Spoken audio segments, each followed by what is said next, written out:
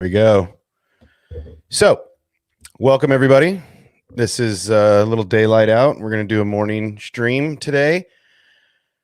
And thank you everybody for showing up. So, we're going to start off at the top. So we're going to do a little, like I said, I do a little post watch. I kind of feel like everybody gets caught up in the moment when we watch. I know I can't really focus on Discords or somebody else's stream if I'm watching it live at midnight. So I tend to watch it, fall asleep, figure out what I want to talk about, and then we do these morning things. So yeah, here we go. So these guys started jumping in early, and usually the X-Wing community, we whoever jumps in first usually hollers at their first. So X-Wing, you're first. And today we're going to talk a little bit about the Bad Batch. I'm going to run through the episode a little bit and talk about what happened in episode 7, as well as some other rumors that are going around the Star Wars mill today, and that I don't really think about and I don't really think are true. So without any further ado, I'm just going to jump right into the episode. I liked it. Let's start there. Who hasn't seen it? If you haven't seen it, do yourself a favor and get out of here. Just walk right out the door. Don't turn around. Just go. It was a fantastic episode. I give it, 9.5 or a 10, somewhere in that atmosphere. It was pretty awesome. So again, I'm giving you guys the opportunity. Do yourself a favor and get out of here if you haven't seen this. X-Wing says don't leave, but maybe go watch 25 minutes of the show and then come back and watch this, and then you can kind of chime in because we'll probably still be here. So yeah, I'm going to jump right into the episode. I'm going to mute it so that we don't get any problems from the mouse, and going from there. I don't know if you guys saw the new intro. I don't know if it's always been there. Let me know, but I thought that this was the first time I saw Bo-Katan's helmet in the cool intro. I don't know if they just added that because I felt like it really stuck out. But yeah, that's something I thought I noticed, but maybe I'm just haven't been paying attention to the intro this season. Yeah, this episode jumped straight into it. They really didn't, pull any punches. They jumped right on, and I was really excited. I am going to pause the episode real quick. And I got to say that I am glad I was wrong in my ideas of who the Martell sisters were talking to. This episode reveals that. So again, if you haven't watched the episode, get out of here. But if you have, you know what's going on. So I am always glad to be wrong when it comes to Star Wars, because that means that something better usually came instead. So before I jump back into it, Strike says this episode was great. Right there. Follows up with absolutely breathtaking. Yeah, and then we go to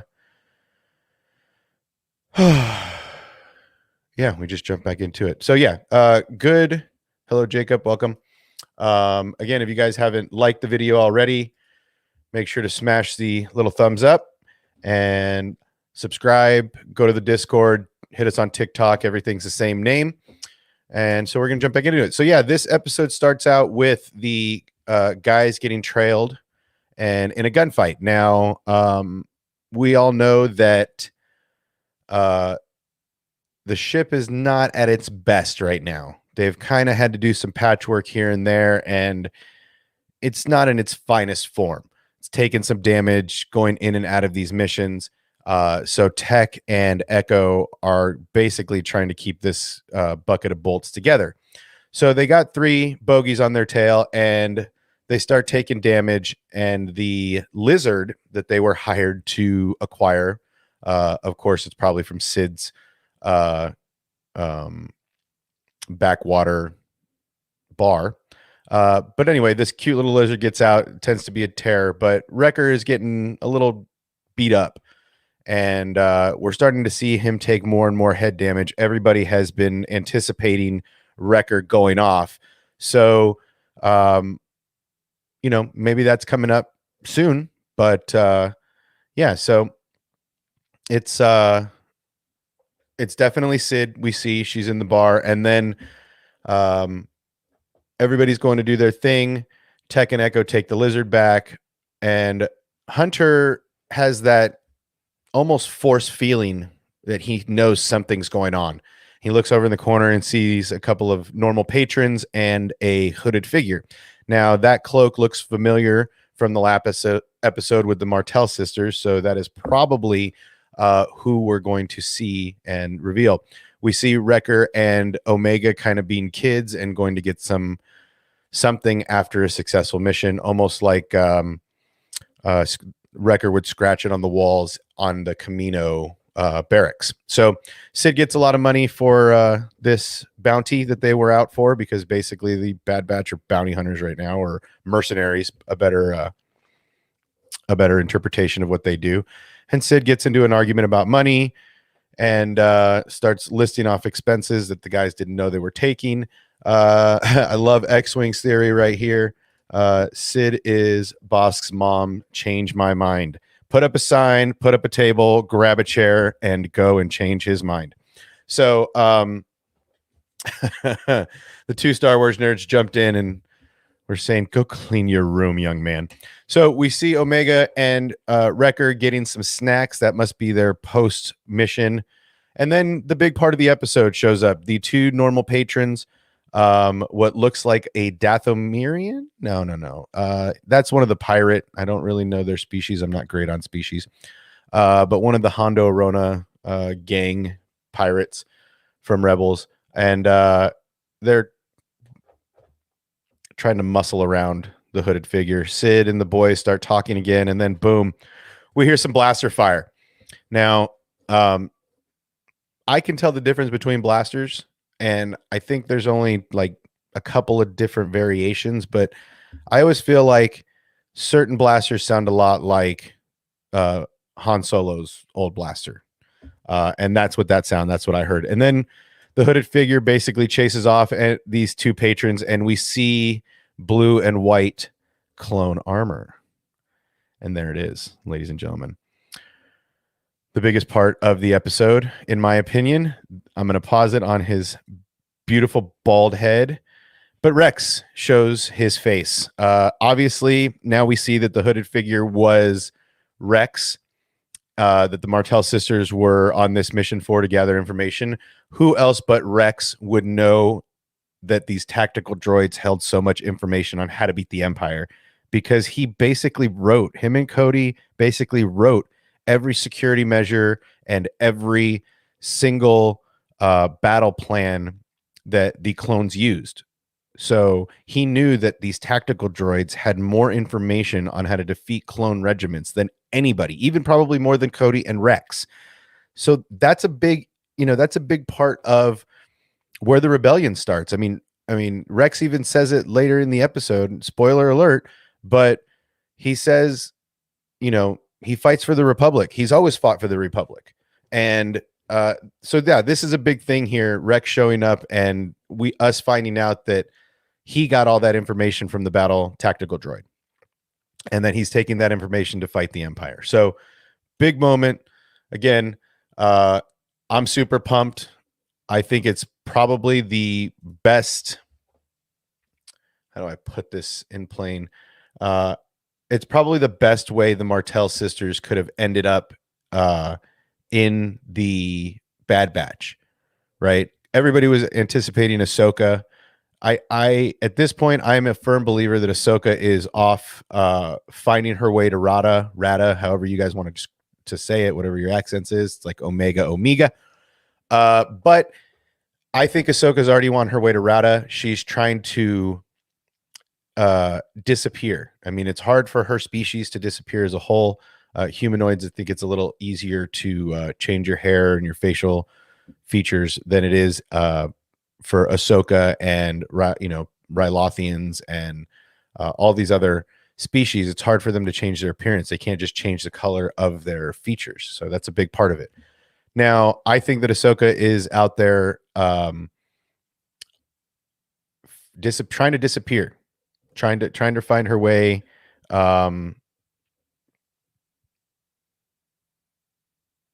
Wow.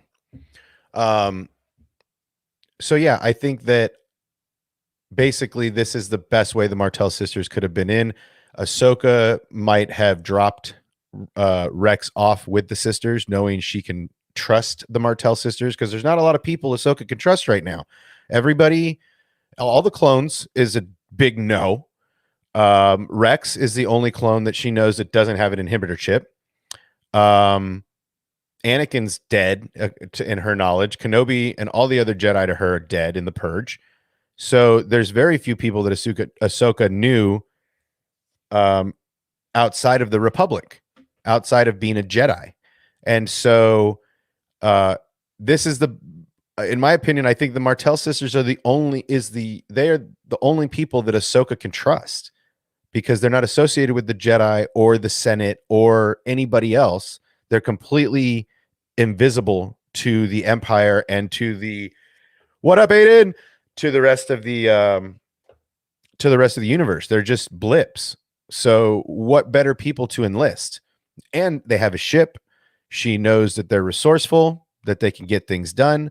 So I feel that that's a fitting move for Dave Filoni to make, to give a place for them to go, a place for Rex to get left off while Ahsoka disappears. Because Rex still has the Y-wing. So again, spoiler alert, everybody in here has seen it. If you haven't, get out of here. So Ahsoka probably said, hey, drop me off somewhere in the back valley somewhere. So and then she ends up like this. Just joking. But yeah, I think that this is a fitting move. So yeah, I'm going to jump back into the episode. I digressed a little bit and got into Ahsoka. So Bosk's mom, Sid, says, this isn't a clone bar. This isn't a clone hangout now that Rex has showed up. So Rex and the boys have a interesting reunion. I always love seeing Echo's face whenever he's reunited with one of his old brothers. But yeah, we see Rex in hiding. Basically, he's hiding his armor. He's wearing a cloak. He's telling the guys at the bar over a drink what happened and what happened with the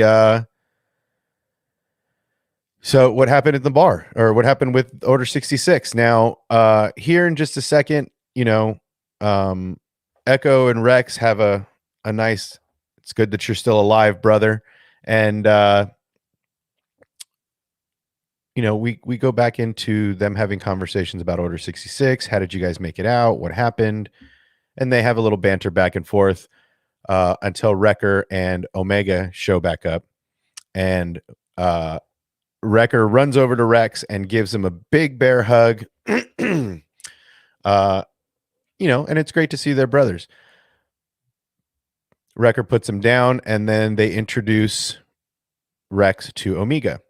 And Omega has this really, I don't think she's force sensitive, but she's got this really, and I'm going to pause it right here while she's looking at this. She's got this really interesting, in fact, I'm going to show this while I'm jibber jabbering about it. So, she's got this real interesting way of looking at the clones and knowing so much about them. Right? Knowing what they're feeling. It's crazy. She's got this almost, how do I put it? She's got this almost like ability to look at the other clones and know how they're feeling, or an empathy trait. Maybe it's an expansion of Hunter's awareness or something, but she really has a grasp on it. So she kneels down, or Rex kneels down and talks to her, and Omega immediately says, well, you're a Generation 1 clone. And Rex is astonished. Well, how can you know that? And she says, well, you have your wrinkles, your age lines, basically. And it's amazing how she just recognizes all this stuff. Again, I don't really think she's force sensitive. I think it's more of maybe the Kaminoans experimenting with, more with Wrecker's, or not Wrecker, with Hunter's intuition, just like Strike was saying, intuition. So yeah, she's got great intuitions into the clones and knows how they're feeling and has this empathy for them. So Omega, um, and then Rex says, well, how'd you come up along with her? And they find out that she's a clone, and he says, I've never met a clone like you. Now, at this point, Wrecker's head starts hurting, and he's like, oh, I'm fine. No big deal. And Rex realizes they don't have their inhibitor chips out. And immediately you can see his posture change. He goes from Rex the friend to Rex the soldier, and immediately reaches for his pistol and starts telling them, you haven't had your inhibitor chips out. You guys are dangerous. You're a danger to yourselves and others. And basically grabs his blaster and pulls it out. Now, Rex goes on to tell everybody how the inhibitor chips are dangerous. This is not a good thing, and they need to remove them immediately. And this is a do not pass go, do not collect $200. This is something that has to happen. So, right here, I mean, you can see the seriousness in Rex's face here. He is just having none of it.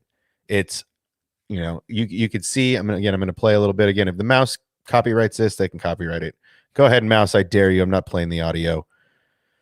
So you could see the seriousness in Rex's face, and he knows he saw an entire ship of his brothers, the entire 332nd turn on Ahsoka, including himself. And so he knows how serious this inhibitor chip is. So he's telling the guys, you got to get rid of him. We got to get him out of you. I've had mine out. So the guys start to have more conversations, more jibber jabber, and basically they agree to take their chips out. Now, Rex agrees. He kind of gets back to relax and says, all right, well, let's go. I know a place. I'll send you the coordinates. So we see the boys in hyperspace, and, Wrecker's having a real hard time. His head's hurting. Everybody in the Star Wars community is waiting for him to lose his mind and snap and go Order 66 like Crosshair. So he's in here, and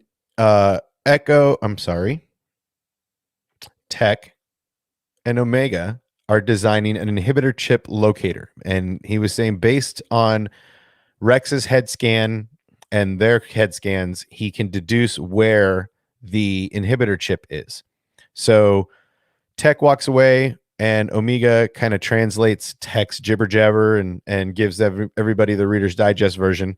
And they come out of hyperspace, and it's Braca. I think that's what they said, right? Chat, let me know if I'm wrong here, but I thought they said it was Braca. And this is a ship graveyard. I immediately thought of Cal Kestis. The very second I saw the junkyard planet, I was like, oh my God, Cal Kestis. And at this point, I mean, this is fresh after. So Cal is just jettisoned out of the ship where his master sacrificed himself, and he's got his master's saber. So yeah, it's Braca. And again, correct me if I'm wrong.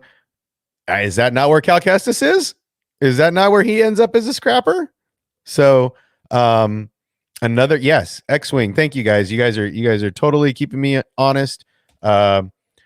But yeah, Strike says, yep, another callback to Fallen Order. And this is great because I would love to see maybe, I mean, we got a young Caleb Doom.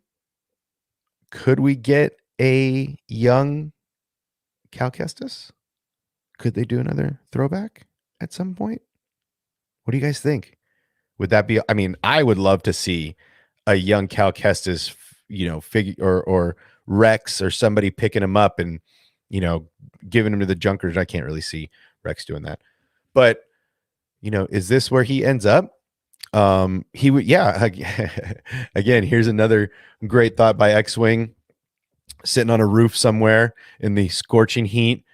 But yeah, he would be so scared of the clones, just like Caleb, right? He would immediately run away or turn on his. I don't know if he would turn on his lightsaber because that's a dead giveaway. But yeah, I mean, Cal is making his way to this exact place. So it was interesting to see all of these ships already on the, I mean, obviously the war took its toll, so there were tons of ships, but we see the picture that we all saw, and we knew that Rex was going to be in the Bad Batch, was right here as these guys come over the horizon. So I'm going to stop it, and I'm going to right here, and I'm going to show you guys what I'm talking about. So right here we have the shot that everybody was talking about before the season aired. We saw Rex with the Bad Batch here, and that's what the image we got from leaked footage or whatever it was. But here, I want to go back to this. There's a reason I went there.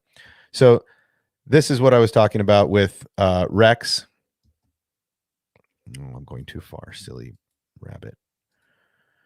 So here we see that Rex has the X-Wing and Ahsoka is nowhere to be found. So he must have dropped her off somewhere along the way. Now we see that shot, and that's how everybody knew Rex was going to be, we digress, into the Bad Batch show. Let's see. Cal didn't seem like he had a positive experience on Order 66. I would agree with that. Cal Kestis had probably one of the not so greatest. I mean, Caleb watching his master get gunned down, but I think they're pretty equal. I call it a wash. So the guys are scouting out. They see the Junkers, and Rex mentions that the Junkers work for the Empire and they're not friendly. So yeah, these guys start making their way and hiding through the destroyed Venators, and Rex is telling the guys stories of, what happened and why they're there. And basically, they're there for medical bays. They're there to do exactly what Ahsoka did to Rex. This is the only place that Rex knows how to do it. He knows that machine can cut the inhibitor chip out of him, so it's got to happen. Now, we see Omega had just amazed at how big the ships are. And Rex was saying that he flew in a Venator just like this most of his life. And Hunter kind of senses there's something in the water, and him and Tech have a small conversation, and Hunter just says, make sure you stay above the water line. Don't go in the water. There's something not so good in there.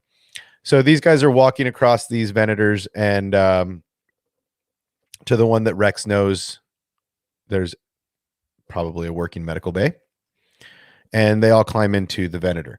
Now, this episode, I really like seeing all this old, rusted, destroyed Republic ships. I mean, these aren't the ones that we're at right now at the end of the war.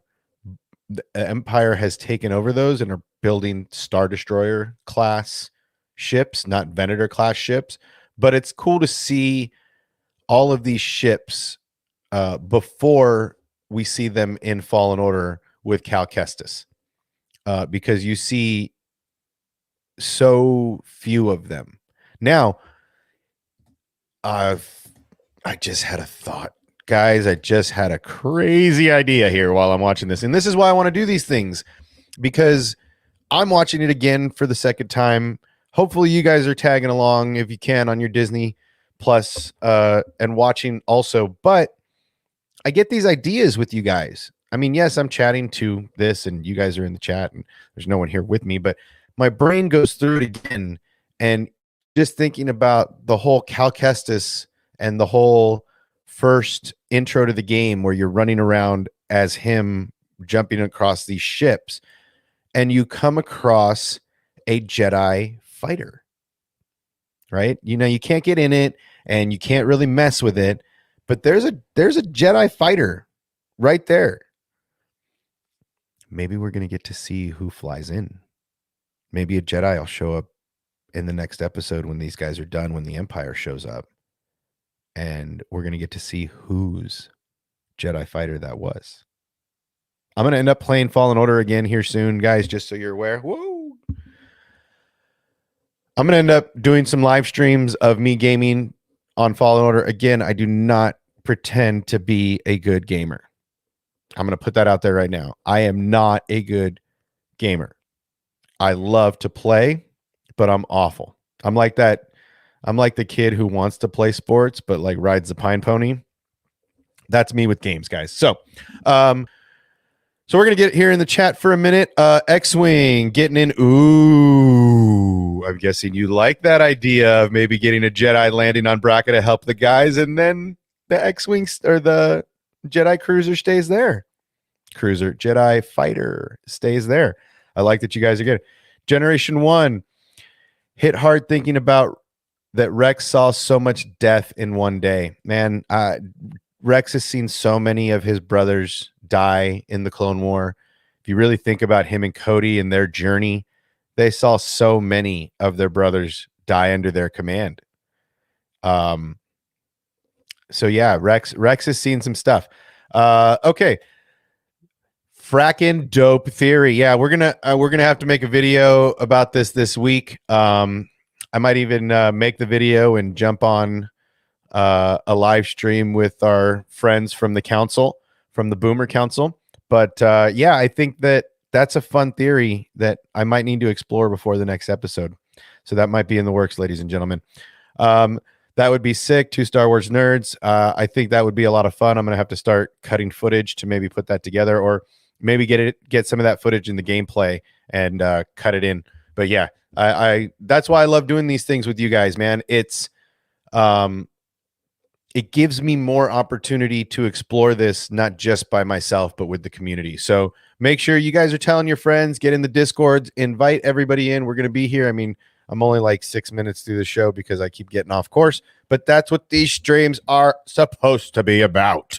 Let's have fun. It's the morning. I know most of you guys, if you're at work, I'm sorry. If you're not at work and you're sitting at home taking care of kids or just doing your daily thing, just put this on in the background. Put an ear pod in or something. Tell your friends. It's great to be here. All right. So the Star Wars Simple Man. I have not seen you here before. Welcome. Thank you for joining us. Welcome, welcome, welcome. Bad Batch official trailer. Disney plus 057. See the Venator's thrust activation. Yes. Right. I gonna have to go back and see that moment. When he said, I don't want to bury any more brothers or something like that. Yeah, I mean, Rex has really gone through the ringer, and more so on that Venator. I mean, it's fresh. It's a fresh wound. It's different. Look, man, whether you've been a soldier or you've been a family of soldiers, these guys are soldiers. Now, they may not have families like, Cut went ahead and cut bait, pun intended. Cut went and started a family. He's probably the only clone that understands that aspect of life. To these guys, they're soldiers. That's all they know. Yeah, they have their brothers, but they're soldiers. And that's, to me, what's so hard to listen to when these guys execute Order 66 is they're just following orders. Good soldiers follow orders, and that's what these guys are. So like, it sucks to watch the clones that we've grown to love over these many seasons of Clone Wars fall to this programming. But yeah, I mean, that's Rex has seen it from Jump Street. He's in a version, and that's why they made Omega say that in this episode. You're a version 1. You've seen it all. You've seen the entire Clone War. He was probably one of those guys picking up their helmets when Obi-Wan was on Kamino. This is like, he's seen it all from the first ships that showed up on Geonosis. He was there. That's why he says in Rebels, I was with Ahsoka Tano from the Battle of Geonosis, or from the Battle of Christophsis to the end of the Siege of Mandalore. But he was there at the beginning. Again, I digress. So let's get back to it. Yeah, so this was absolutely heart-wrenching when you realize how much death, and the fact that he just watched the entire 332nd turn against Ahsoka, and then him. He watched Jesse and all of his fellow clones turn against him because they were following orders.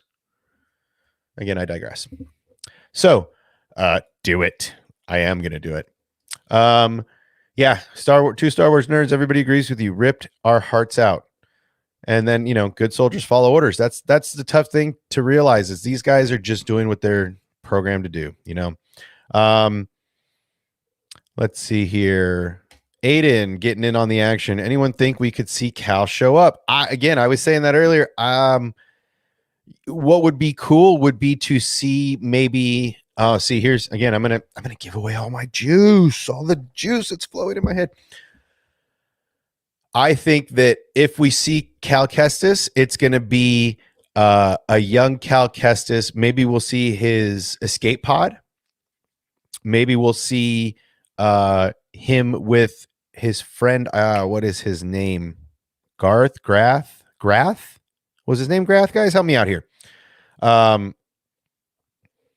Let's see. Let's get into some more of these chats. I think Cal will show up in the background. Yeah, two Star Wars nerds and I are on the same page. Excuse me.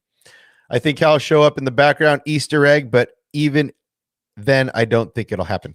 I think we might see like his escape pod. Kind of like we saw the Jedi cruiser in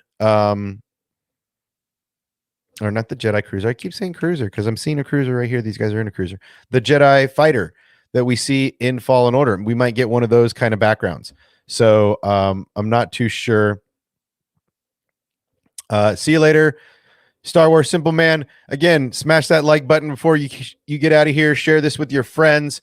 Jump on the Discord or TikTok, all that fun stuff. But thank you more than anything for joining us for the brief time you were able to join us. Also, make sure to subscribe. We're almost at 70 subscribers, and I'm looking forward to getting to that 100 mark. We're going to do another giveaway. Speaking of the giveaway, Average and Spike, your stuff shipped today. So I will get you guys some tracking numbers. Spike, Germany takes a little while, so be patient, friend. But yes, those just got out. So without any further, let's jump back into the episode. So at this point, we're at the rope scene, and Wrecker is his big old heavy butt is going to get on the rope and try to shimmy across. Now, he's a big man compared to these other clones. I mean, he's mammoth. I mean, he went toe to toe with a baby Rancor. So anyway, of course, you know what's going to happen. The rope breaks. He falls inches high from the water. And Omega flashes the light down, and you see now, guys, help me out in the chat. I am horrible with this stuff. I need to get better with it. I need to break out some flashcards or start doing some trivia. But if I'm not mistaken, is that that's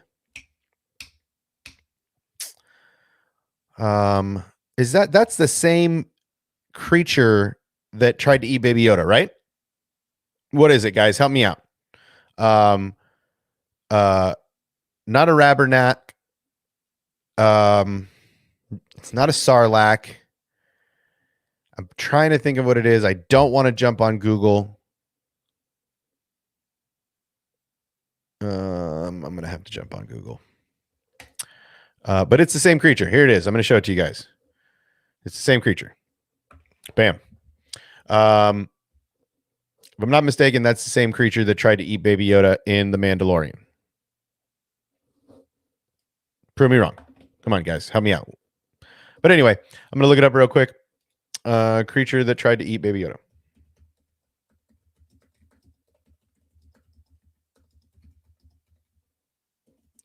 I'm going to call it Baby Yoda. Eat Grogu. Because Baby Yoda is an insult. Well, Din Djarin sat by the creature that tried to eat Baby Yoda. That's not the article I'm looking for. Eaten or tried to eat. Tell me what it is. Yes, what is that thing? No, it's not a crate dragon, you bad article. It's not a crate dragon. Clickbaiters. Okay, let's see here. Let's see if Wiki will give it to us. Oh, really? You're going to make me go through this whole thing, Wiki? Pass. Anyway, guys, if you can help me in the chat, I'm not even going to sit here and look it up. But I think that's the same kind of creature that tried to eat Grogu. So, So yeah, we see this creature coming after Wrecker. He's got his tentacles on him, and the guys start shooting at the monster, and the monster releases Wrecker. Wrecker climbs up and is exhausted because I'm sure it is hard to hang on and pull up that much weight when you're that beefy. So anyway, Rex makes a joke saying, don't you miss the days of fighting clankers and shooting at clankers? Of course, these guys, droids were predictable, or more predictable and easier to fight against than monsters and other things. So they find the medical lab, and Tech makes a joke saying this might not be the most sanitary place to do these extractions. And Rex immediately replies back with, we could go back to Camino if you want. Where Tech says, yeah, you're probably right. Let's just do this here. So we see everybody getting ready, and Echo plugs into, I love that is his arm, is a data port. So Echo starts getting the machines going. Tech goes, saying, let's put this on. And Wrecker's head is killing him right now, man. He is just not a happy camper. So Tech is trying to find a place to put this on as everybody watches. And he puts the thing on his head, the inhibitor chip location device. They put all of Wrecker's stuff in the corner and start taking off their packs, their helmets themselves. Now, Wrecker is still, his head is killing him. He is not having it. And everybody seems like they're worried. Omega is having a conversation with our good friend Hunter, saying, I don't think this is a good idea. I don't think it's safe, yada, yada, yada. And then Rex comes over and says, having the inhibitor chips is not safe. It's way worth the risk. These inhibitor chips are the worst thing. I've seen it myself. We need to get this thing out of him. Hunter assures Omega that everything's going to be fine, and they basically go on to make the procedure happen. Now, Rex is noticing how Omega and Hunter have this interesting father-son relationship, and Wrecker's chip is basically, we know it's going to go off here. Everybody kind of saw it coming. His head's been hurting more and more. He's been getting banged up. Every time we turn around, his head's getting banged on a wall somewhere. We all kind of felt this coming. And without any further ado, it's awesome that you can actually see his eyes change. He goes from this soft, adolescent look in his eye to the second the inhibitor chip activates, you can see his eyes change. The programming in his brain changes, and he becomes a bot. He becomes a droid. And as Tech is trying to put the tranquilizers in him to calm him down and get him into the bay, the inhibitor chip goes off, and I'm going to play it. I know the mouse is probably going to give me a ration of issues, but I'm not playing any audio, so maybe we can get away with it. So here it is, guys. I'm going to actually back up 10 seconds. So here we see Tech's about to put the tranquilizer in, and you see the programming, right? I mean, I'm going to go back even further here because you can actually see his eyes while he's looking in the corner. You could see his eyes change, and this is clutch, man. Right here. It's going to happen right now. Tech goes over to inject it, and boom, you see his eyes right there? His eyes are like Rex's, like a soldier, like right there. And so good soldiers follow orders, and he is officially executing Order 66. Later, X-Wing. See you later. We're going to finish up here.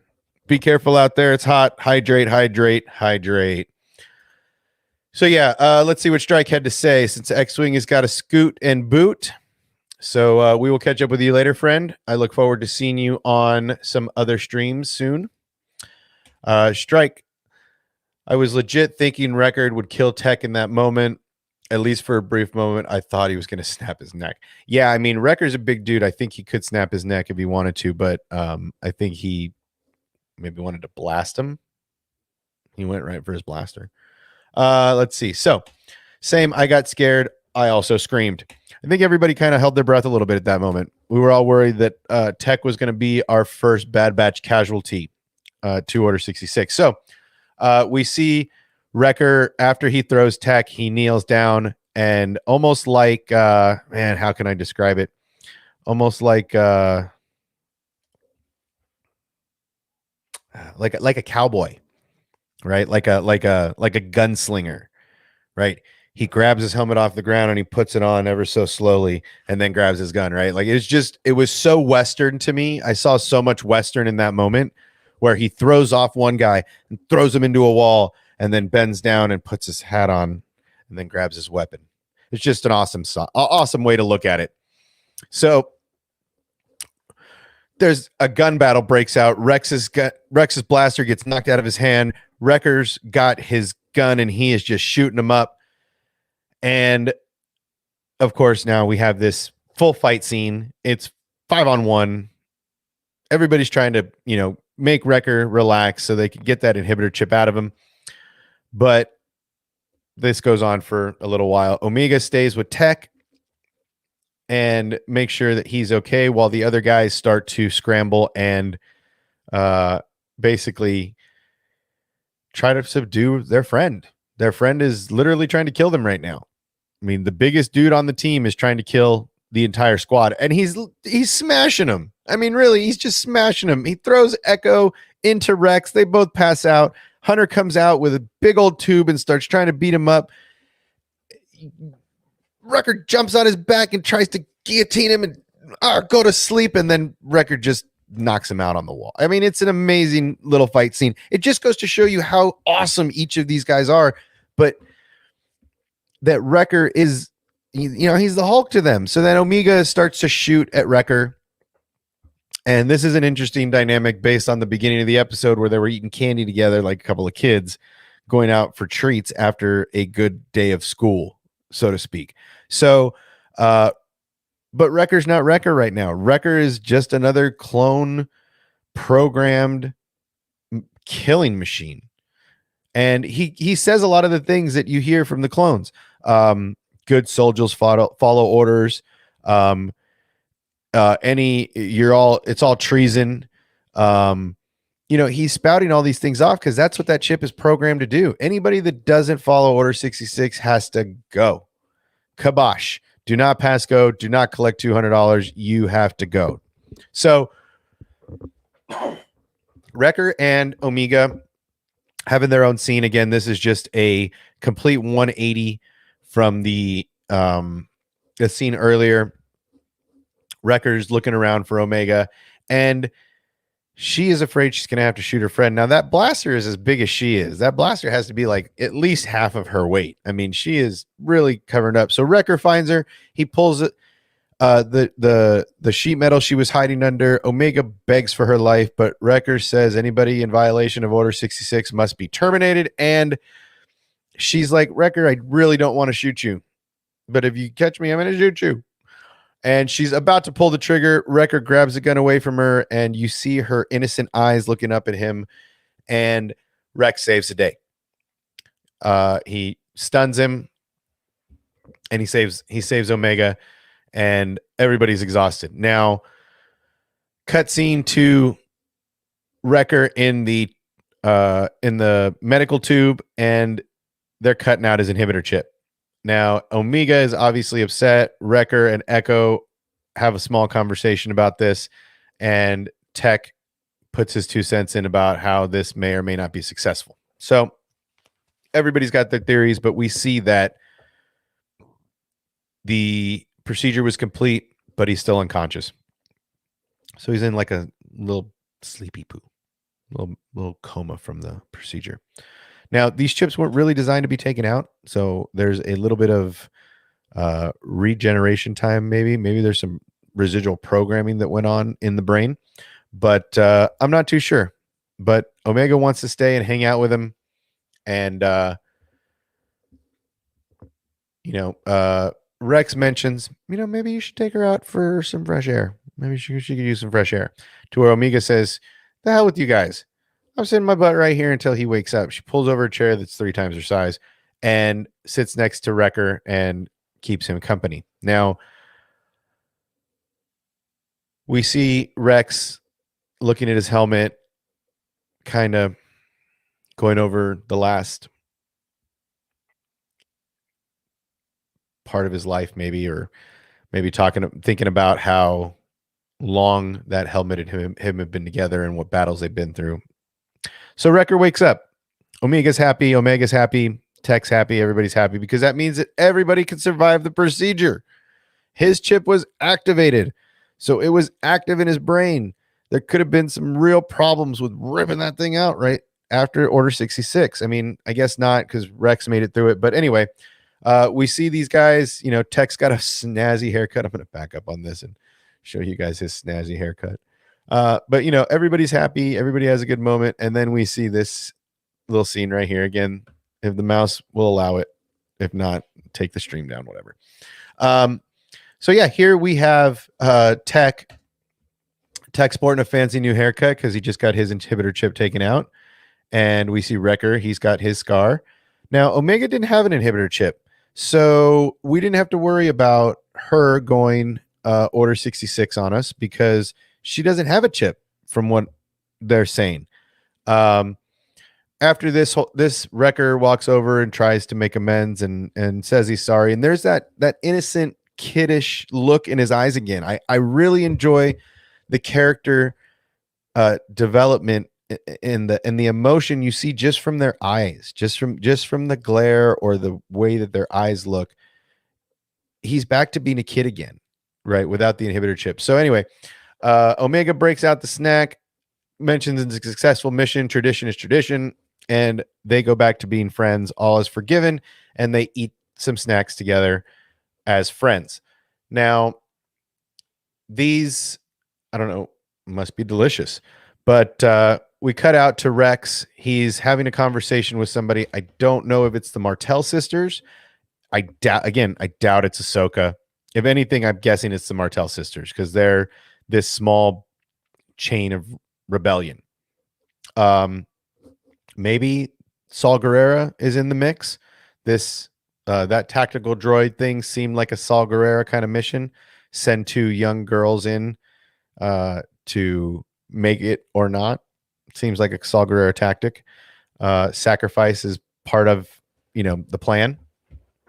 But yeah, I think that Rex is on a communique saying I'll meet you next cycle or whatever. We'll meet at the rendezvous. So this is either the Martell sisters or this is the Saul Guerrera rebel cell.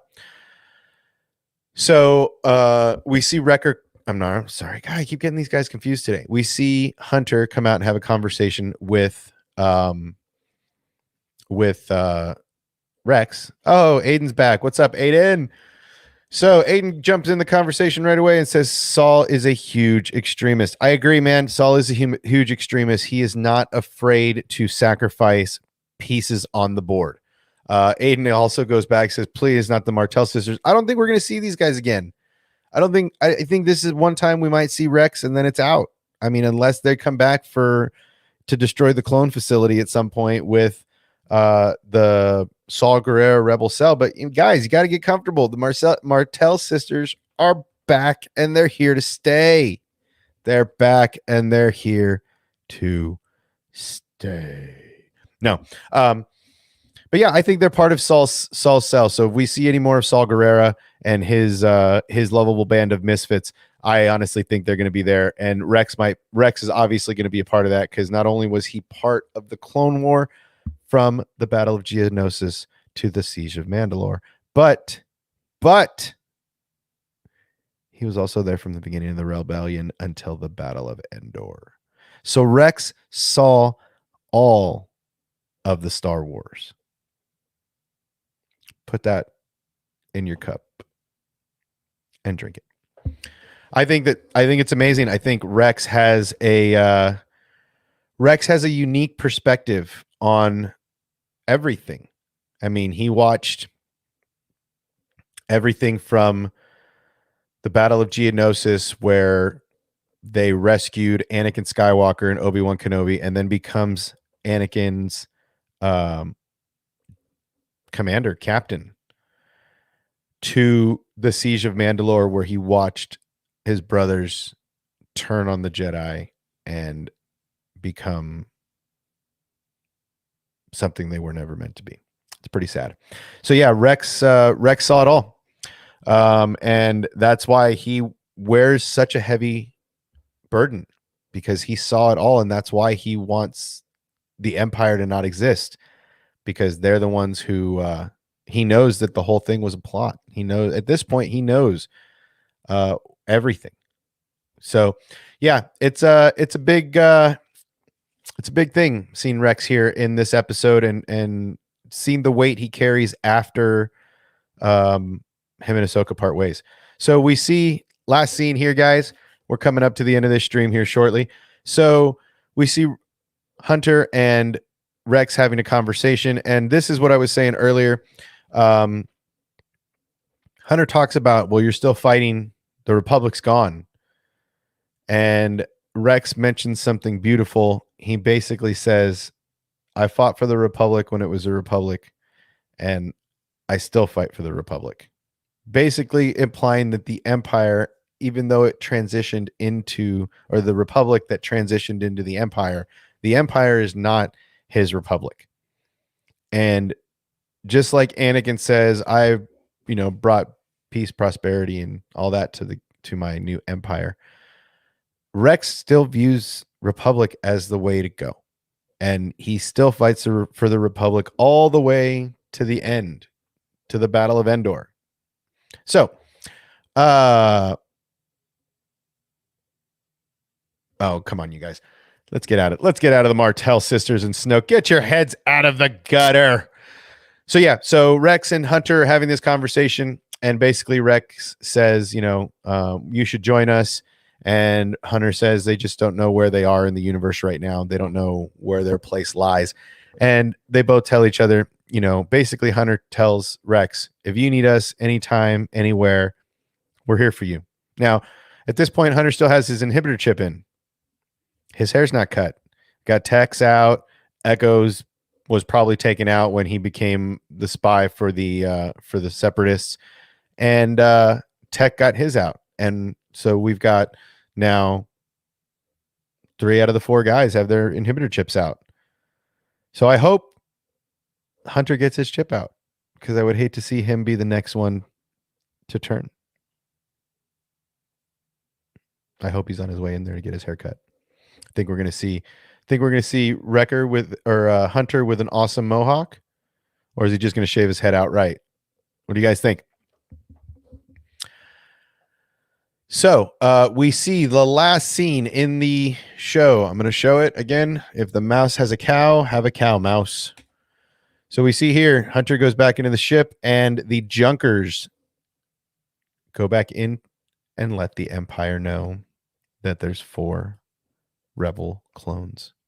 I didn't even let you guys see it, did I? I'm such a bad host. So we're going to rewind it, and we're going to do it again. What do you guys think of that? So we see here that Hunter is seen through some binoculars, and we know that those binoculars belong to the Junkers.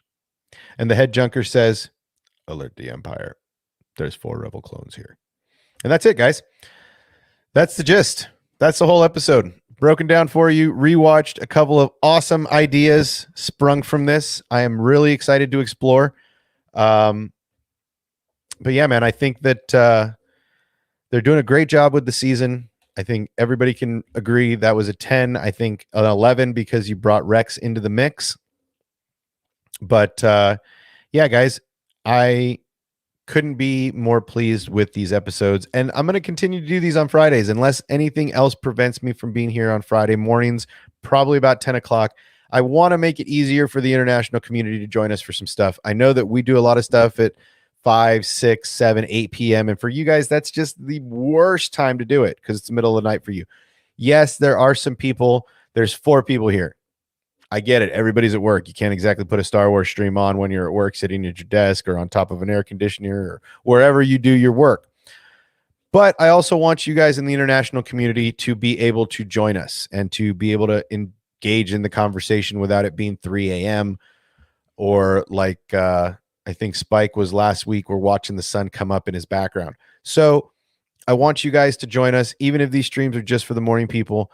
On Friday, everybody else is staying up late for the Bad Batch, and you guys are kind of getting hosed. So yeah, this is for the international community also, as well as anybody who wants to join us on Friday mornings for these Bad Batch rewatch parties. Let's call them more. I mean, can you call it a party? There's 4 people. I mean, really, 2 can be a party. So yeah, I'm really doing this for you. And then the home dwellers or the people that aren't working right now, jump on the stream and hang out. Again, guys, do us a favor and smash the like buttons. Throw some comments if you want in there. But more than anything, subscribe. Help us get to these magic numbers. Out of the 3 people on the Boomer Counter, I think we are last place here at the Star Wars Obsession. So tell your friends, everybody get in there. Tell the other pilots in the Discord to jump on over and subscribe. We just did our 50 member subscription giveaway, and Spike and Average were our 2 winners, and those things went out today. So when we get to 100 subscribers, we're going to do some more giveaways. We're going to do probably a couple more things. As the subscriber numbers get bigger, we will do bigger and bigger prizes. The 1,000 subscriber mark is going to be a really big one. I don't want to give it away. I don't want to say anything, but it is something that is very hard to acquire in the world today. And it is something that is very sought after in the world today. It is also a little bit expensive. So I'm looking forward to that. I think maybe when we get to the 500 subscriber mark, we might introduce what the 1,000 giveaway is, but that feels like it is an eon away. We're at our nice low 69 subscribers, and I enjoy doing these for everybody. Again, there's only 4, 5, 6 of us here. It's morning time. There's not a lot of opportunity to watch this stuff, but I wanted to rewatch the episode myself, and what better place to do it than with my fellow friends. So thank you, Average and Spike. You guys are always here. Again, you guys are the international community. You guys are always here on the morning time. Average, can't wait until you hit 100 subs. Love your channel, man. Yeah, I'm going to be diving back into some more videos here. I'm going to have a little more time on my hands to really dive into the edits. I've been really lazy. I can't lie to my friends in the Star Wars community. I've been so lazy this last week. I got nothing done. Nothing but the streams that you guys saw me on. I got no editing done. So my goal is to jump back into the edits and try to put out some new content for you guys. But yeah, this is hey man, you'll never know, you could hit 1,000 tomorrow. That's true, Aiden, you're absolutely right. I mean, this algorithm works in a really weird way. I could have 1,000 people jump on this stream and agree with all the crazy shit I'm saying, and boom, we're at 1,000 subscribers. Again, this is not about subscribers. This is not about view hours. This is not about making money. This is not about getting to that number. This is about us being here, talking about Star Wars, having fun.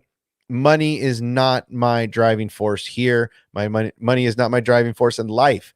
This is something new that makes me happy to be able to talk Star Wars, because again, we don't have people in our lives most time that enjoy Star Wars on the level we do.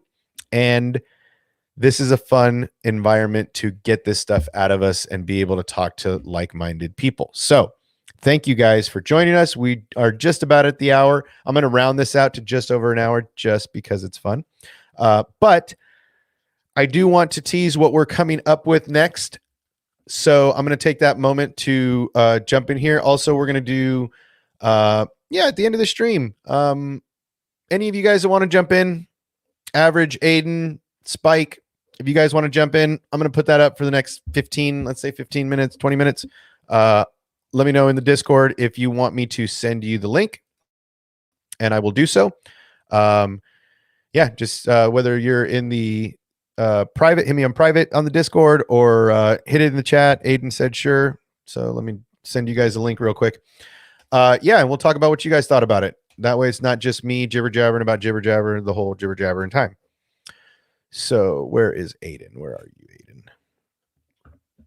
Let's see. Where is Aiden at? There you are, Aiden. All right, I just sent you the link in the Discord on your private, Aiden. Let me grab Spikes real quick. Spike. There we go. So I just sent that to your private on Discord, and yeah. So yeah, any of the other 3 people that are here, but yeah, jump on in, and I'm going to put this up in the. Should I put it up in the X-Wing Discord? Yeah, screw it. I get to dictate who comes in anyway. All right, guys. So I put that up in the Discord. Join me and let's chat about some. Oh, Aiden. Well, jump on until it dies, bro. I'm not worried about you. I know that it's all good. But yeah, I just want to open it up for any of you guys that want to jump in, and we can chat about the episode and what you guys thought, and whether you liked it or not. So I'm going to put this in the chat in the Discord. Join in for post the conversation. Inviting chat.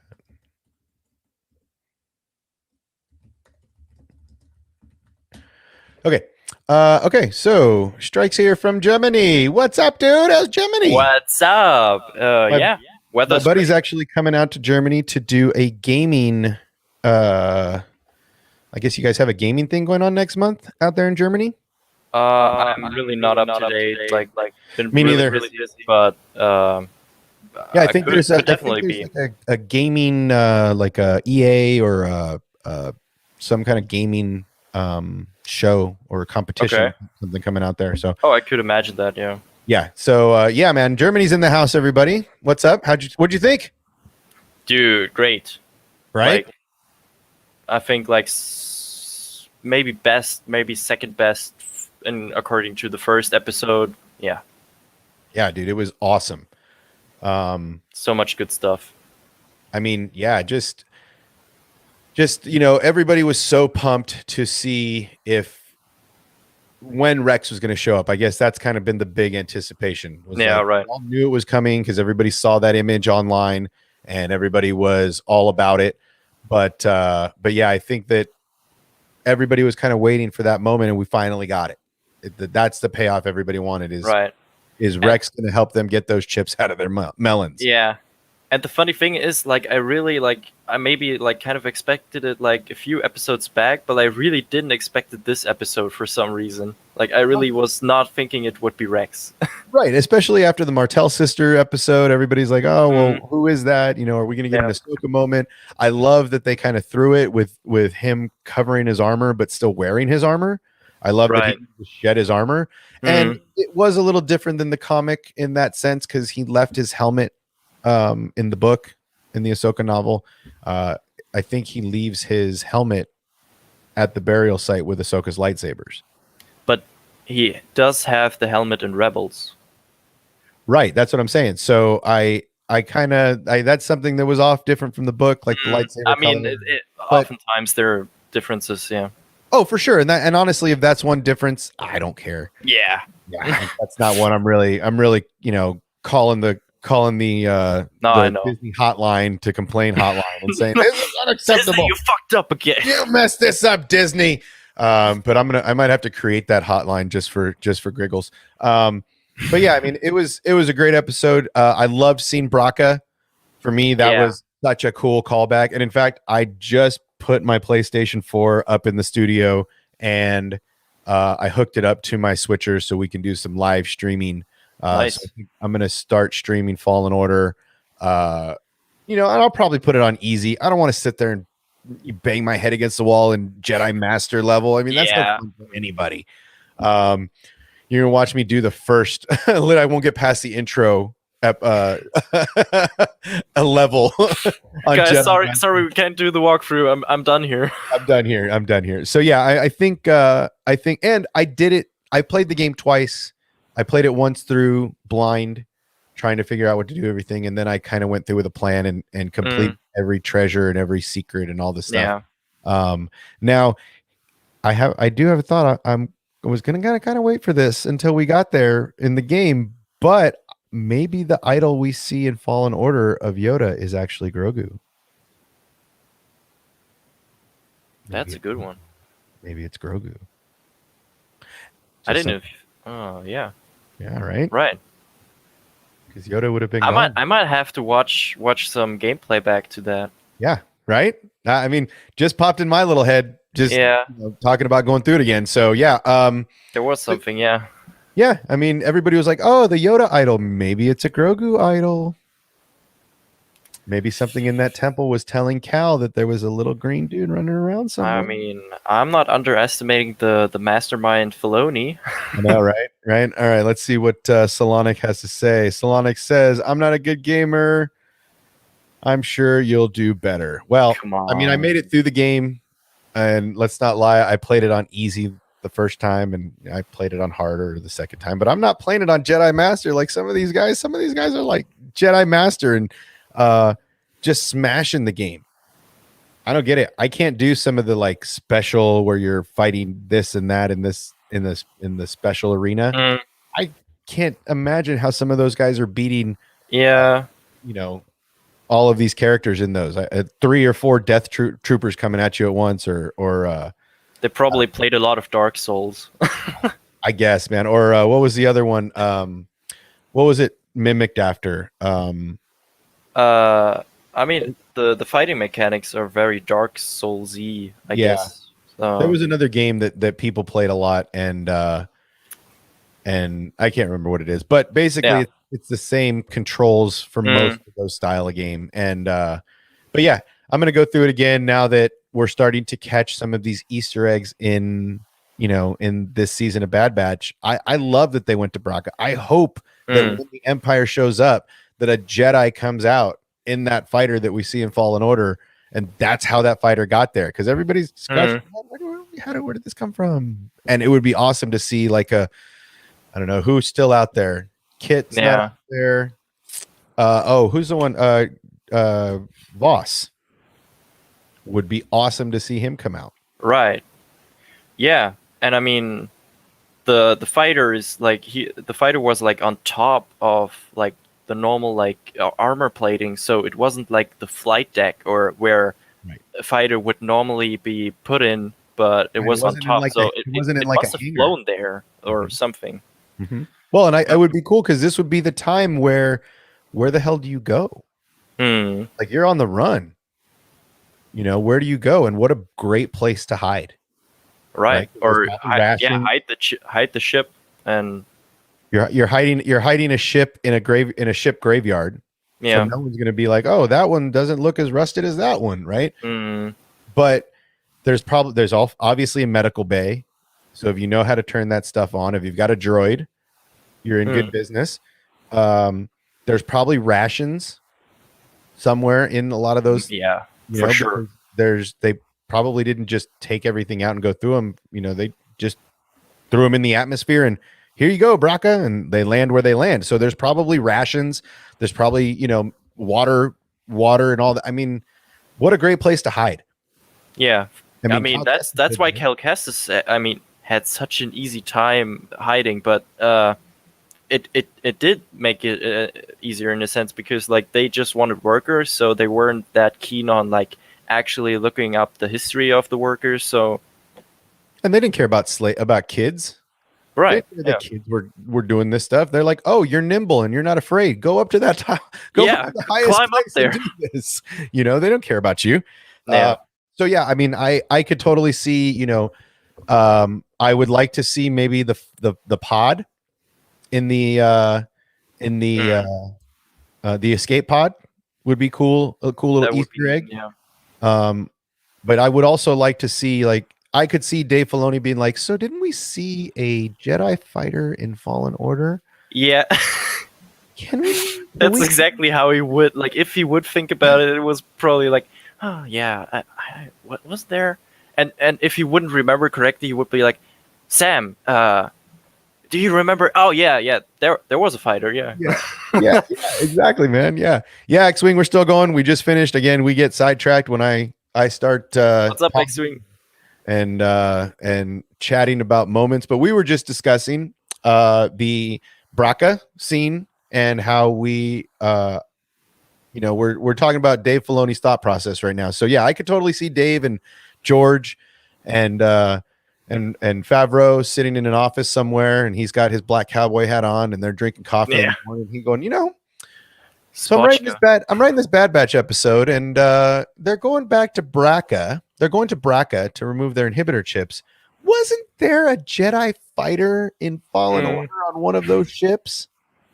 Maybe I'll be able to do something with that. So, and didn't Cal Kestis escape pod? Now, did his escape pod land on Braca, or did he just end up there somehow? Maybe he got like traded, right? Something like so. Yeah, there's a lot of they could show us. Yeah, his escape pod just landed here, and he was basically a junker from the time he was exiled. Well, I do remember. I think Jaro Tapal, like before Order 66, I think he said something about we're soon going to be leaving. Like it was either leaving Braca or it was leaving to Braca. Right. I think it was leaving Braca, so he probably like straight up escape pod right into Braca. And the great thing is, I'm gonna go through this. I mean, literally, I'm probably gonna start this not shortly, right? But yeah, I mean, I think that seeing his escape pod. What would be even cooler is if you saw the escape pod like rifling through the atmosphere. Right. I mean, obviously, Order 66 already happened, so he's right. That would be the question. Like, how long did it take him to get to the surface? Because like he was in the escape pod right after Order 66, and I don't know how many days like the Bad Batch came to Braca. Like, yeah, I would be interested to know how much time had passed between Order 66 and now. But even still, like I would love to see his escape pod somewhere in the background. For sure. Yeah. Right. Like just like or even the Junkers already have him. Right? Like the Junkers are like, "Oh, you don't have anywhere to go, kid. We'll feed you." And then maybe you see him in the background. Right. I could imagine like something like, "Hey, get the new kid over here," or something little probably. Yeah. So get the kid, and you just see this little redheaded like like I'm coming. Yeah, like some little young Cal Kestis. I mean, dude, this is the stuff that's putting together the interwoven fabric of what's coming. I mean, this is completing the Clone Wars. This is showing us what everybody's been dying to see. What happened after the Clone Wars? What happened? Yeah. You got to show us. We got to know. So, I think they're giving us what we want, and they're putting all the connectivity together. It's really, they're really killing it. I mean, I'm pumped every week. Yeah. And thankfully last night I was like, you saw X-Wing when he did that stream where he was like wrecked. Like I looked like a pissed off zombie last night. There was no way I was jumping on anybody's streams. There's no way I was getting involved in anything related to streaming. Yeah. But I got home just in time for Bad Batch to release, and to the point where they didn't even have the graphic up yet. When I watched, it was still just Disney. It just had the Disney Plus logo. It didn't even have like the picture. Oh, okay. So I was like, go. Eating crappy food at midnight. I just got off of work. It was a ridiculous day. Not a ridiculous day, just the hours are long on those days. But I had a bad end of the night. Car wouldn't start when I'm getting up. It was just brutal, and I just looked like I was just angry and tired. So thankfully, Dave Filoni cheered me up before bed. Thank you, Dave Filoni, for making it easy to go to bed. Because I would have been up for a few more hours, as upset as I was, just at the way the night ended. So I was very thankful for Dave Filoni for pulling me out of my funk, right, forcing me to be in a good mood. Because as soon as I saw Rex, my woes were gone. As soon as I saw Rex, and I saw his armor early, and I'm gonna pull that up, but I saw his armor like in the first shot of him sitting there. Just the collar of his armor, and I was like, right. I even stood up. I had a Big Mac in my mouth, and I'm like, the Rex, that's his armor, and I lost Yeah. my shit, you know, and it immediately drug me out of my funk. Yeah, and the thing is, like, the first shot like, the close-up shot you see of his face, like under the hood, like I was like, okay, this is a clone face. Okay, but it could actually, is it Boba? Is it Rex? Yeah, I said the same thing. And then the blue striping on the armor. And Yeah, at first I was like, those eyes. I was like, is that Boba? Yeah. And then I actually Right, because they were very concentrated, and like he had like the ruffles on the nose and stuff, Yeah. and it was kind of like could have been a Boba demeanor. Well, it looked, I mean, if you saw anything in the Clone Wars or Rebels with Boba, yeah, he's you always saw looking pretty angry. That glare. It's that 1,000-yard stare, you know, where Yeah. he's like dissecting you. Yeah. And then as soon as I paused it and I looked and I was like, but Boba's still a kid. Those aren't kid eyes. Yeah. Like those are weathered eyes. And then as soon as I was like, oh shit, that's Rex.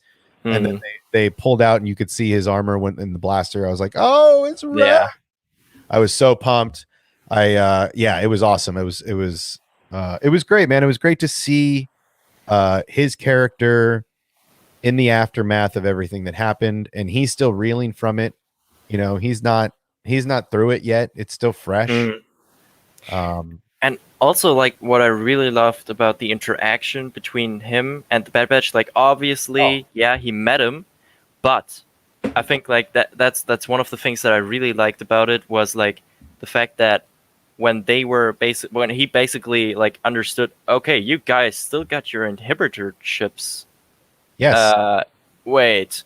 And he immediately was ready to draw, and it made so much sense because I mean he was on one mission with them. I mean, yeah, with Echo, but I mean he was primarily like going for a Wrecker in that moment because he was like feeling his head again, and I love those interactions because they make sense.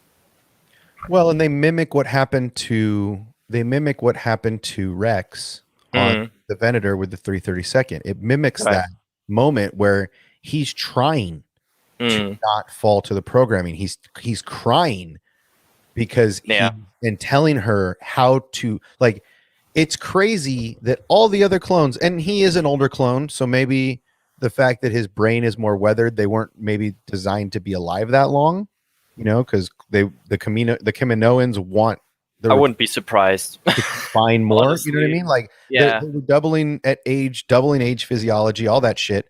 I mean, they were costly, but I think they still tried to be efficient and as cheap as possible. So right, and so you know, with them, you know, they were designed to be expendable. Oh, we have 1 million more on the way. Don't you worry. Yeah. You know, we always have 1 million more on the way.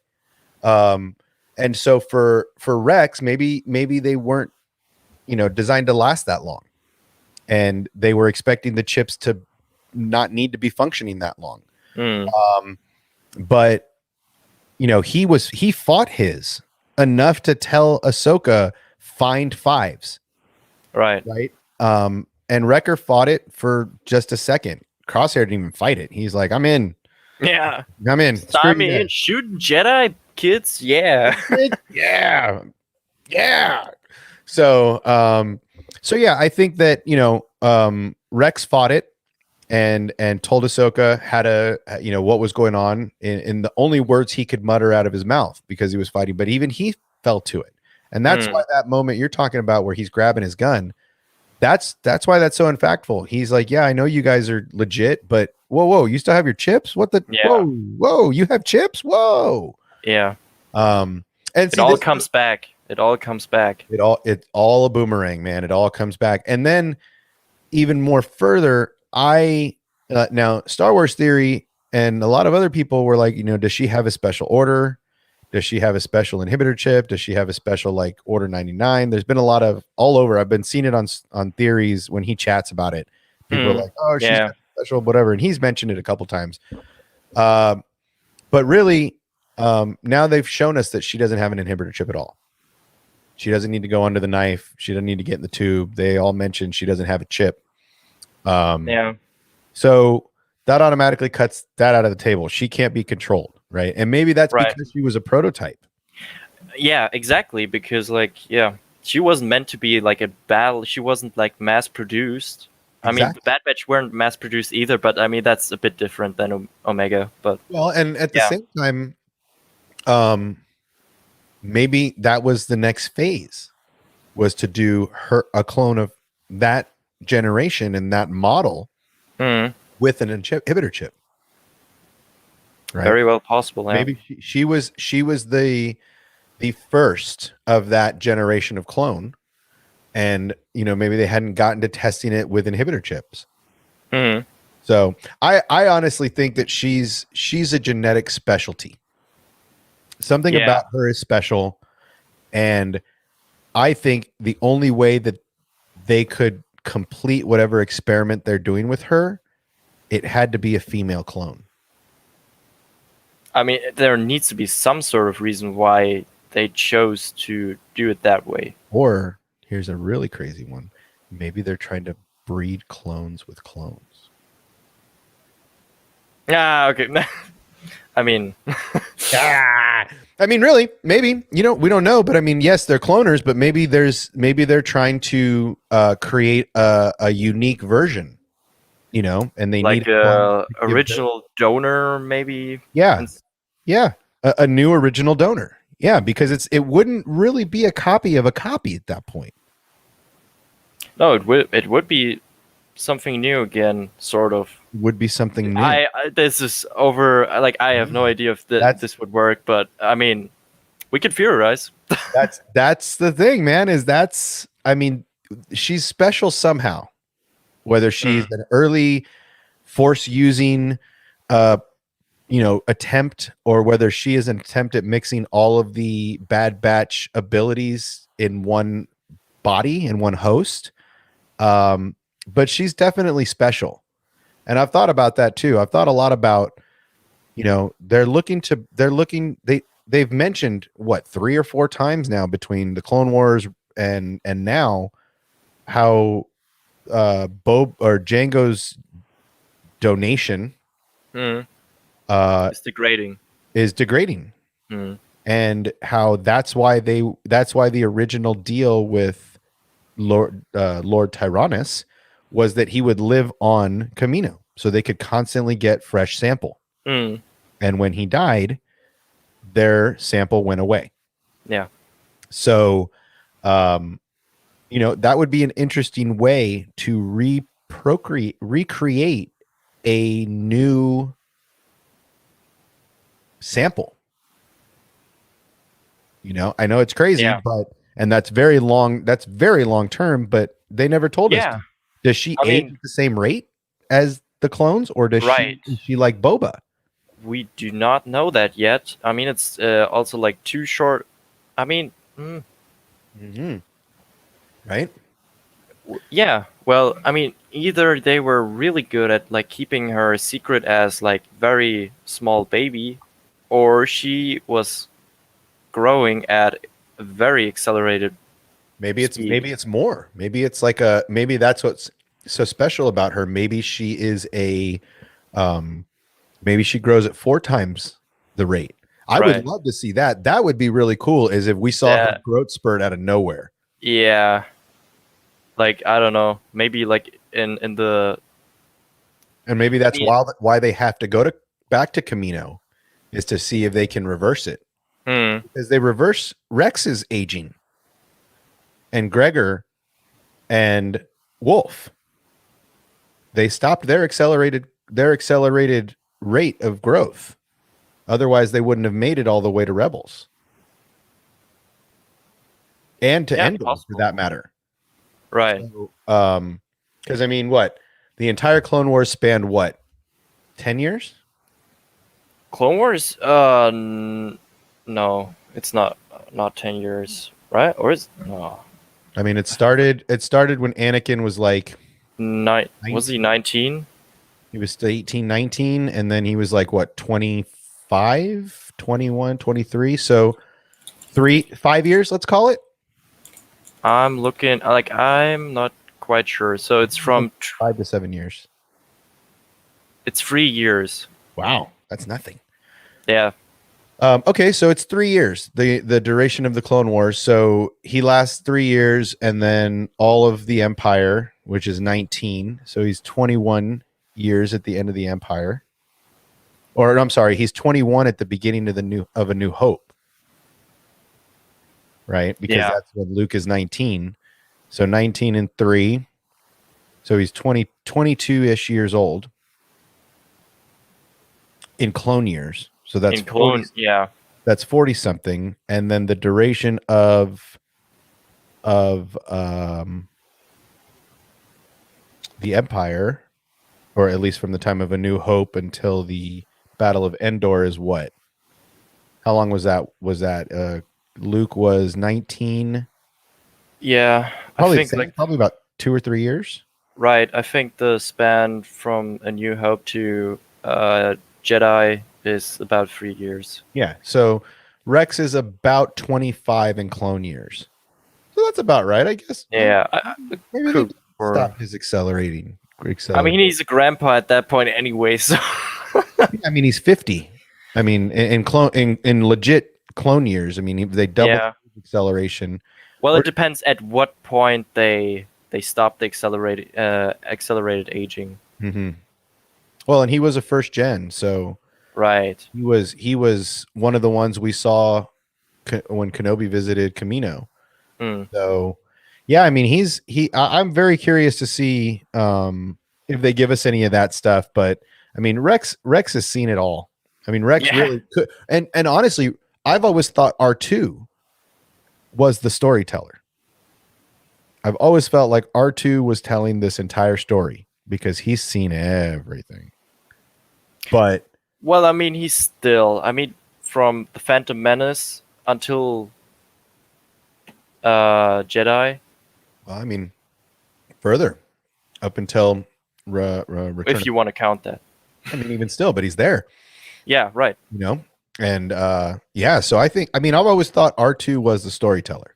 That's always been kind of one of the ongoing things in the back of my head, is that little dude back there is telling the story, kind of like 3PO told it to the Ewoks. I've always felt like R2, because he saw everything. He saw all of Luke's adventures. He saw all of Anakin's adventures. He saw everything from the beginning. Yeah, and other than C-3PO, he didn't get his mind wiped. Or, right. Yeah, he had it all.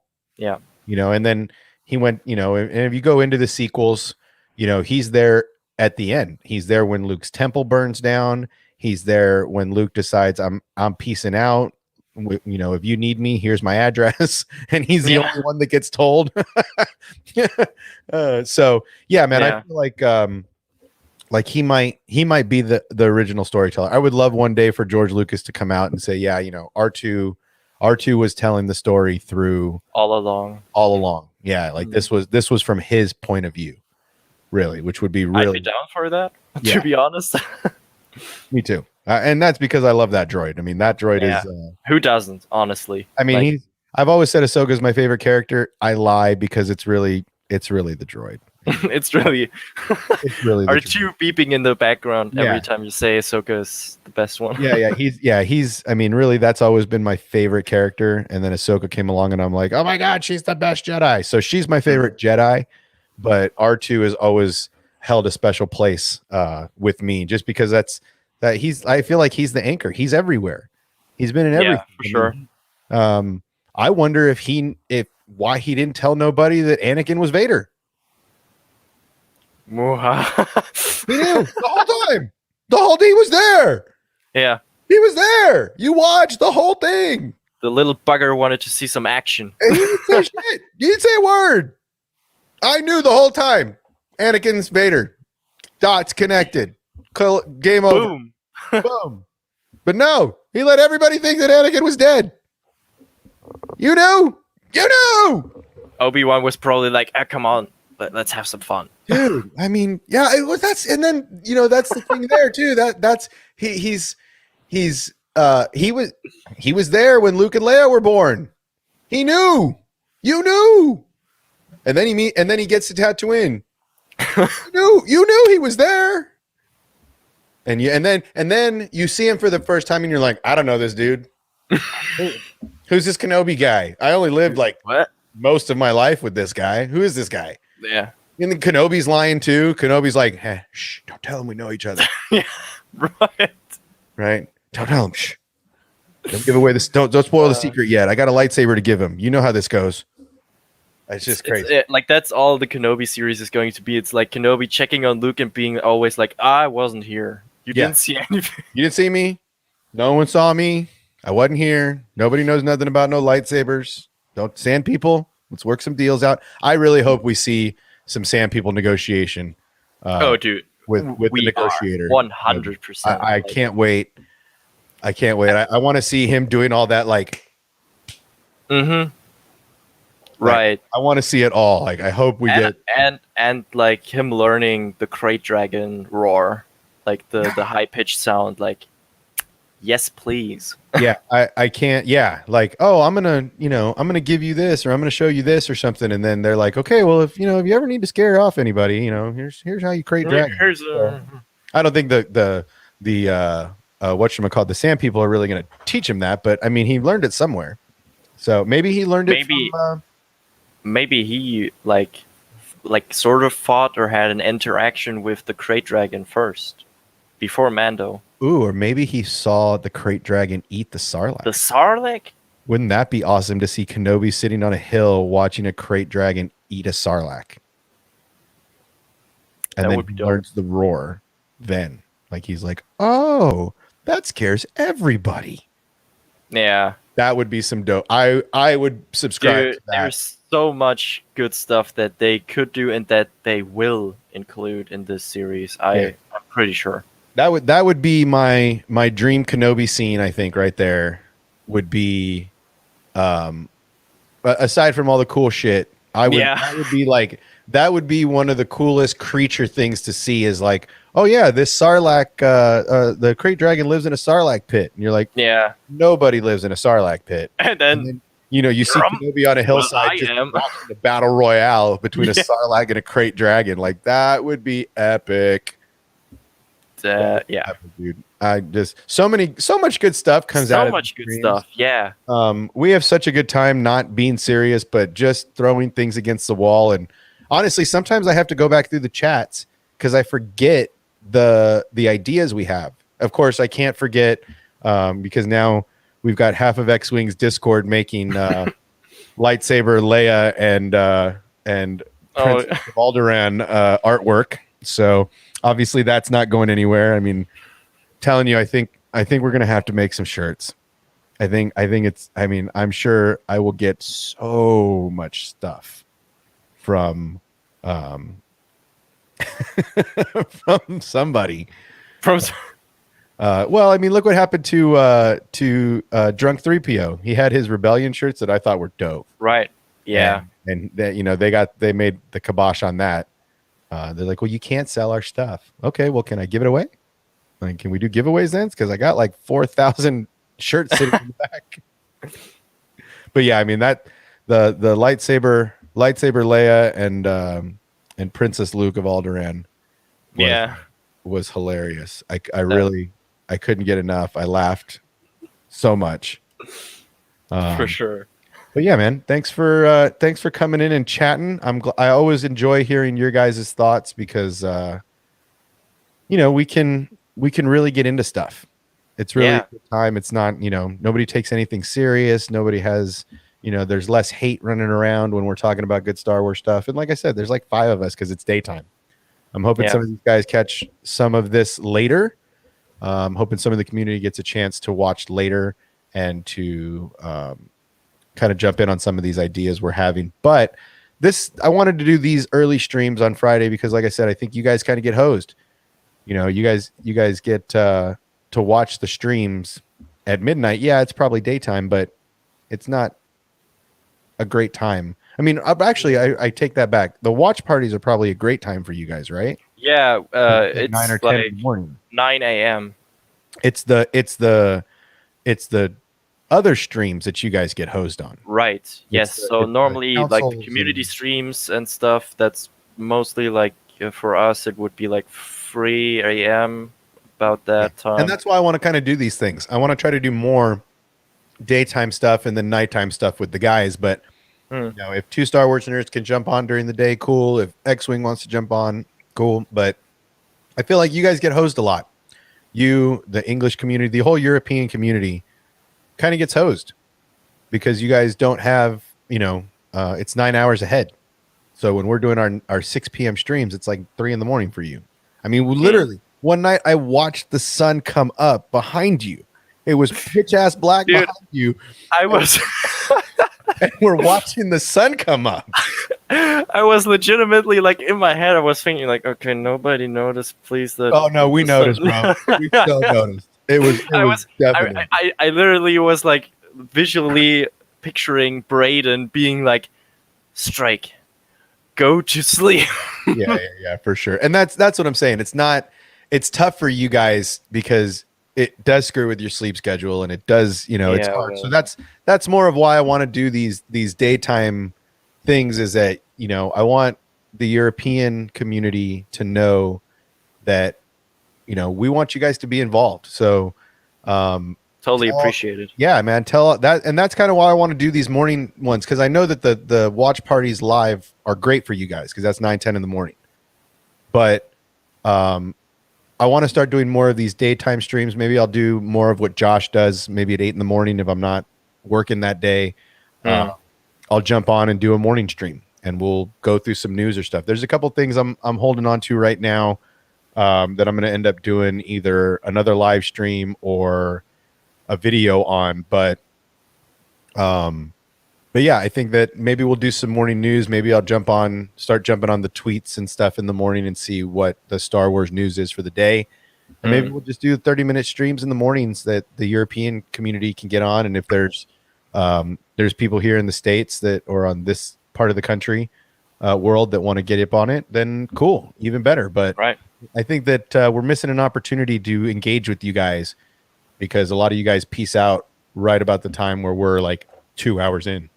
Yeah, right. Not everyone is as crazy to jump on the community streams like for the entire night. yeah. I mean, literally. I'm like, honestly, I've told Brayden, like,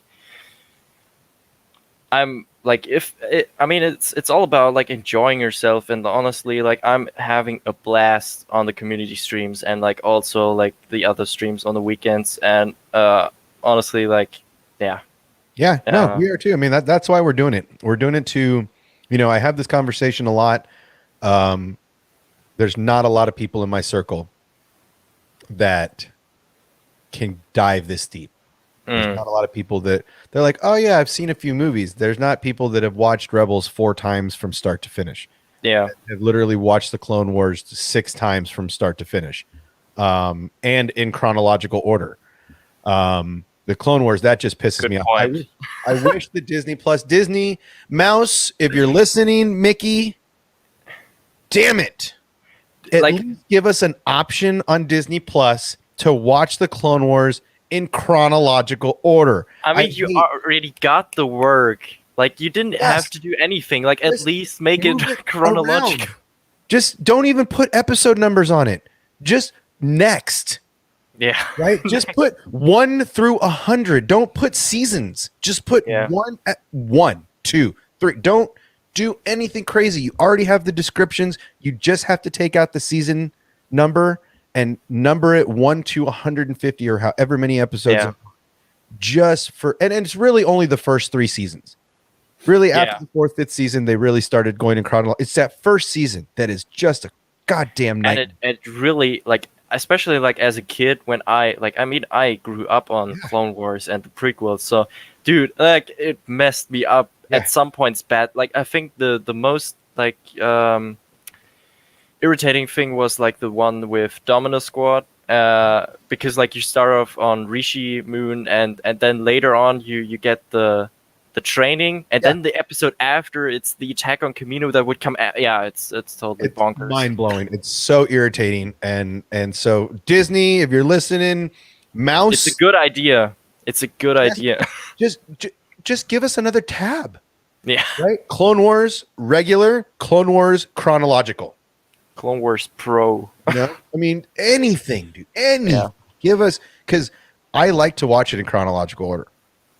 I If I'm mean, gonna it makes watch it, sense. I'd rather watch it in chronological order. So just give us another tab. Call it Clone Wars chronological order. I don't care. Call it Yeah. whatever you want. Just stop making me go from season 3 to episode 4 of season 1 back to season 2, episode 16. You're like, good. What? Who did this? Like whoever did that, whoever. I get it. George Lucas. God, I love you, but man, Yeah, sometimes geniuses. Mastermind Filoni. Yeah, I mean, it's true though. Like geniuses, I'm a big fan of The Big Bang Theory. I love The Big Bang Theory. It's probably one of my favorite shows. I understand that geniuses, and I know geniuses in my real life. I understand geniuses have social issues, and I understand that there are some things geniuses just don't get. They just look past it because it's not in their scope. And George Lucas created a universe, and he is a genius because of it. But damn it, George, put it in chronological order. It messed us up. What were you thinking? Yeah, man, that's about all I got today. I'm gonna jump on and do some chores, but thanks for coming on. It's always good to see you. Like I said, the morning ones are going to be more about you guys. I want to try to make it more UE friendly, EU friendly, EU Yeah. friendly. I want to make it more so that you guys can get in and chat, and it's not 3 a.m. for you guys. So I'm going to try to do this. I know X-Wing has a day job, but maybe on the weekends we can get, maybe we can do a weekend boomer in the daytime for you guys. Maybe keep it shorter, whatever. But yeah, I definitely, this is something I'm definitely into because I feel like the people in North America forget that there's a whole community that loves this shit out there in your guys' neck of the woods. And yeah, shit, I mean, aren't they even shooting Kenobi in England? I'm not sure. I think they are shooting stuff in the vault in England. Yes. Yeah, in the volume out there. Yeah, so they're out there shooting. Yeah, so I mean, there's a huge presence for Star Wars in that part of the world. So I feel like we here in North America, specifically in the United States, we get a little, we forget about the rest of the community out there, and that is something that I am really going to focus on in my streams, is to try to do some daytime stuff to bring you guys into the fold more, because I feel like you guys get left out a little bit, not even intentionally. It's just, we get into our hours and we forget that there's time zones, yeah, we're in the future. Yeah, you guys are a day ahead of us. So yeah, dude, I always appreciate you coming on, and Average, Solonic, X-Wing, all of you guys, Aiden, thank you for joining me in the morning. And like I said, I think that the plan is for me and the two Star Wars nerds to do maybe a hangar bay on Sunday, since X-Wing will be unavailable. So I think we're going to do that on the two Star Wars nerds channel. And then I think we're going to prep for a Boomer Council next week, because we're not doing it this week. But yeah, thank you for coming. I appreciate you. Always a pleasure. Thank you for having me on. And I look forward to next week. And be sure to check back with the channel. Of course, I always post everything I'm doing in the Discords, but there's some Mandalorian stuff coming up, and there should be a Jedi, or actually not even Jedi, a Master and Apprentice video I'm working on now. So keep your eyes out. Again, anybody, for the one other person that's watching after an hour and 45 minutes, if you haven't smashed the like button, subscribe, all that fun stuff. And as always, thank you, Strike, for joining us. Keep it up there in Germany. I will. Appreciate you coming on, man. We'll talk to you soon. All right. Thanks. Later, dude. And thank everybody else. So please do not hesitate to get on those like buttons, get on those share, subscribe, and biggest thing is subscribe, because as soon as we start getting to more of those, to more of these higher numbers, we're going to do more and more giveaways. And I really enjoyed giving away a couple cards. Again, it's not big stuff here in the beginning, but giant stuff at the 1000th member. And we're going to keep doing this little by little, because I want you guys to be involved, because you guys are the reason that we do this. So thank you for stopping by. And as always, may the Force be with you, and stay safe out there.